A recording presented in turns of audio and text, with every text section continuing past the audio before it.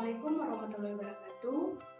Kembali lagi dengan saya, Sinjas Yuliza dengan NPM S1D0-18013, jurusan Sosial Ekonomi Pertanian, Fakultas Pertanian, Universitas Bengkulu.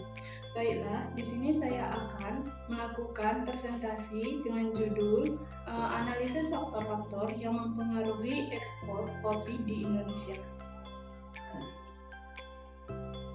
Bab 1, latar belakang. Sebagai negara agraris, Indonesia merupakan salah satu negara yang kaya akan hasil pertanian, sehingga menjadi salah satu kelebihan yang tidak memiliki banyak negara lain, di mana perkebunan sebagai salah satu sektor unggulan karena memiliki beberapa prospek komoditi yang sangat bagus, namun masih perlu dikembangkan baik budayanya, pengolahannya maupun pemasarannya. Sekian banyak hasil perkebunan yang ada, kopi merupakan salah satu komoditi unggul di Indonesia, di mana kopi memang memegang peran penting bagi perekonomian nasional, khususnya sebagian sumber pendapatan para petani dan sumber devisa negara. Saat ini, Indonesia menjadi negara produsen kopi terbesar ke-6 di seluruh dunia. Walaupun sebelumnya Indonesia pernah menempati negara produsen kopi terbesar ke-4. Total komoditas kopi yang diproduksi Indonesia sekitar 67% digunakan untuk keperluan ekspor dan sisanya 33% untuk memenuhi kebutuhan dalam negeri.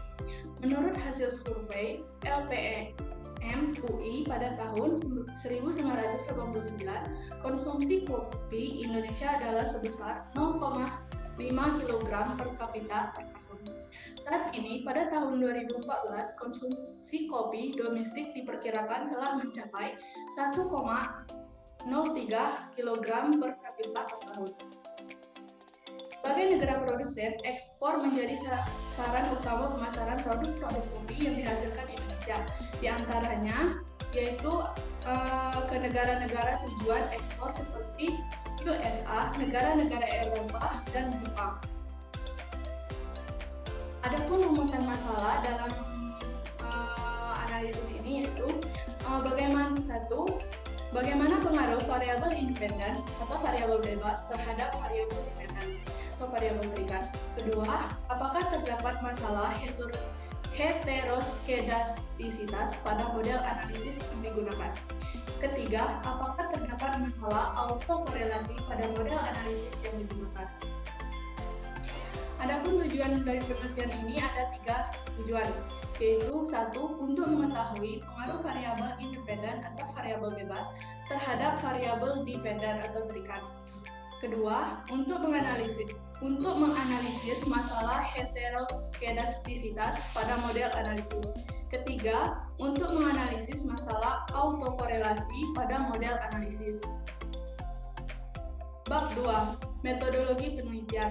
Adapun poin-poin dalam metodologi penelitian ada 2, yaitu jenis data dengan spesifikasi model. Baiklah, yang pertama yaitu jenis data. Adapun jenis data yang digunakan dalam penelitian adalah data time series yang mengacu pada sumber data yang diambil dari skripsi yang berjudul Analisis Faktor-Faktor yang Mempengaruhi Ekspor Kopi di Indonesia yang disusun oleh Priyandari Kusandrina, Fakultas Sains dan Teknologi Universitas Islam Negeri Syarif Hidayatullah, Jakarta. Kedua, spesifikasi model. Dalam analisis model yang digunakan adalah analisis yaitu model dengan variabel beda kala atau legend variabel. Rumus yang digunakan adalah sebagai berikut. QT sama dengan F dalam kurung HCT kurang 1 HKT LWT, atau jika diestimasikan ke dalam bentuk double persamaannya menjadi ln QT sama dengan beta 0 tambah beta 1 ln HCT tambah beta 2 ln HCT kurang 1 tambah beta 3 ln HKT tambah beta 4 ln LWT. Untuk hasil dan pembahasan. Untuk hasil pembahasan pada bagian 3.1 yaitu analisis data pengaruh variabel independen terhadap variabel dependen. Pada analisis ini yang telah dilakukan saja terdapat nilai R² sebesar 0,8964 yang artinya 80% semua variabel berpengaruh terhadap volume ekspor dan 20% lainnya dipengaruhi oleh variabel lainnya. Untuk melihat pengaruh masing-masing variabel digunakan ketentuan jika p-value lebih kecil daripada alfa, yaitu alfa yang digunakan itu setara 5%, yaitu 0,05, maka tolak H0 yang artinya berpengaruh. Jika p-value lebih besar daripada alfa atau 0,5, maka terima H0 yang artinya variabel independen tidak berpengaruh terhadap variabel dependen. Untuk analisis hasil penjelasannya, untuk hasil analisis p-value UJT terdapat p-value produksi domestik sebesar 0,163 yang artinya lebih besar daripada 0,05, di mana variabel produksi domestik tidak berpengaruh terhadap volume ekspor. Sedangkan untuk analisis p-value harga real terdapat nilai sebesar 0,000 yang artinya lebih kecil daripada nilai alfa, yaitu 0,05, yang artinya tolak H0, sehingga variabel harga real berpengaruh nyata terhadap volume ekspor. Analisis UJT terakhir yaitu p-value nilai real, di mana nilai real terdapat nilai sebesar p-value-nya 0,343 yang artinya lebih besar daripada nilai alfa 0,05, di mana analisis ini yaitu dapat terima H0 sehingga variabel nilai tukar tidak berpengaruh terhadap volume ekspor. Untuk hasil yang kedua dilakukan yaitu uji heteroskedastisitas, di mana dalam uji heteroskedastisitas telah dianalisis menggunakan aplikasi Shazam, di mana dari hasil analisis heteroskedastisitas yang telah dilakukan terdapat nilai p-value sebesar 0,26793,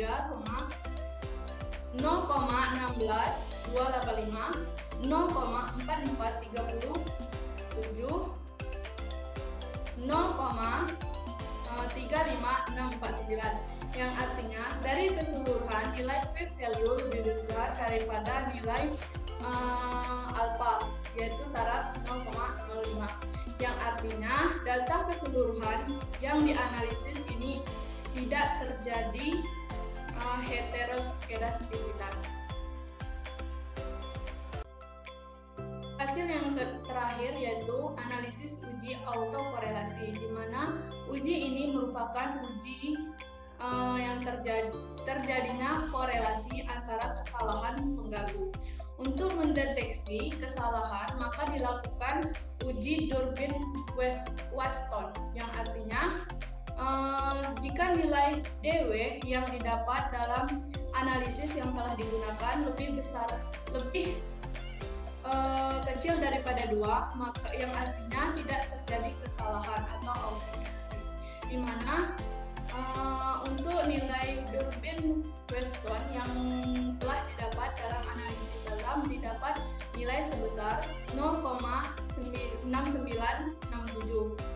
sehingga dapat disimpulkan bahwa nilai DW lebih besar daripada nilai 2, yang artinya lebih kecil daripada 2, yang artinya tidak terjadinya autokorelasi atau tidak terjadinya masalah dalam analisis ini. Keempat, kesimpulan dasar. Untuk kesimpulan yang dapat diambil dari analisis ini yaitu: 1. Hasil R² yang diperoleh menunjukkan hubungan antara variabel independen dan variabel dependen. Didapat hasil analisis yang nilai R²-nya sebesar 0,8964, yang artinya sekitar 80% analisis semua variabel independen berpengaruh terhadap volume ekspor atau variabel dependen, dan sisanya yaitu untuk 20% 20% lainnya dipengaruhi oleh variabel lain.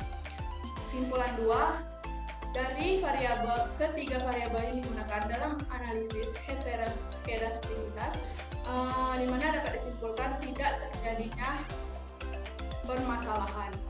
Kesimpulan ketiga yaitu pada analisis DW terdapat nilai DW sebesar 0,6967 yang dimana nilai DW ini lebih kecil daripada 2, yang artinya tidak terjadi autokorelasi terhadap model analisis yang digunakan. Saran, sebelum melakukan analisis, hendaknya peneliti harus memastikan terlebih dahulu apakah data yang kita gunakan terjadi masalah atau tidak. Hal ini bertujuan untuk keakuratan hasil penelitian yang akan kita dapatkan nantinya. Baiklah, terima kasih. Sekian presentasi yang dapat saya sampaikan. Apabila ada kekurangan dan kesalahan,